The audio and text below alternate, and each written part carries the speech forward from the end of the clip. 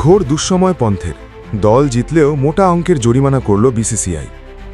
সময় যেন কিছুতেই বদলাচ্ছে না লখনৌ সুপার জায়ান্টসের অধিনায়ক ঋষভ পন্থের জন্য।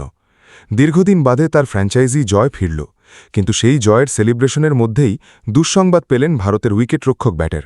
স্লো ওভার রেটের জন্য মোটা অঙ্কের জরিমানা দিতে হবে তাকে। আসলে সার্বিকভাবেই পন্থ ঘোর দুঃসময়ের মধ্যে দিয়ে যাচ্ছেন। গত মরশুমে ২৭ কোটি টাকা দিয়ে তাকে দলে নিয়েছিল লখনৌ, কিন্তু সেভাবে রিটার্ন দিতে পারেননি তিনি। গত মরশুমে একটি সেঞ্চুরি হাঁকালেও সার্বিকভাবে বিশ্রী ফর্মে ছিলেন। এ মরশুমে ফর্ম আরও খারাপ, দলকেও যে নেতৃত্ব দিতে পারছেন সেভাবে তেমন নয়।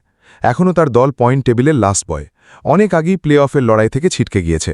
এসবের মধ্যে খানিক চমকপ্রদভাবেই শুক্রবার রাতে চেন্নাইকে হারিয়েছে লখনৌ, কিন্তু সেই জয়ের পরও দুঃসংবাদ, পন্থকে জরিমানা করল বিসিসিআই।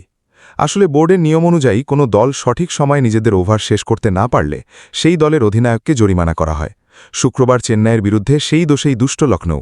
এ মরশুমে এই প্রথমবার সময়মতো ওভার শেষ করতে না পারার অপরাধ করেছে পন্থের দল, তাই তাকে ১২ লক্ষ টাকা জরিমানা করা হয়েছে।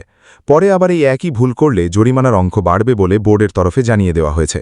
উল্লেখ্য, শুক্রবার এক প্রকার অপ্রত্যাশিতভাবেই চেন্নাইকে হারিয়েছে লখনৌ। প্রথমে ব্যাট করে ১৮৭র ৫ করেছিল চেন্নাই। এলএসজি পেসার আকাশ সিংয়ের দাপটে শুরুতে বেশ বিপাকে পড়ে তারা।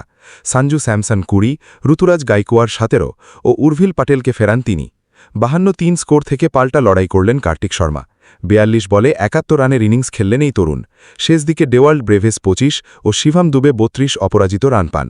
জবাবে শুরু থেকেই ঝড় তোলে মিচেল মার্শ ৯০ ও জশ ইংলিশের ওপেনিং জুটি।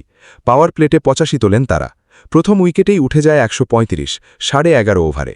শেষে নিকোলাস পুরানের দাপটে ২০ বল হাতে রেখেই ১৮৮র ৩ করে এলএসজি।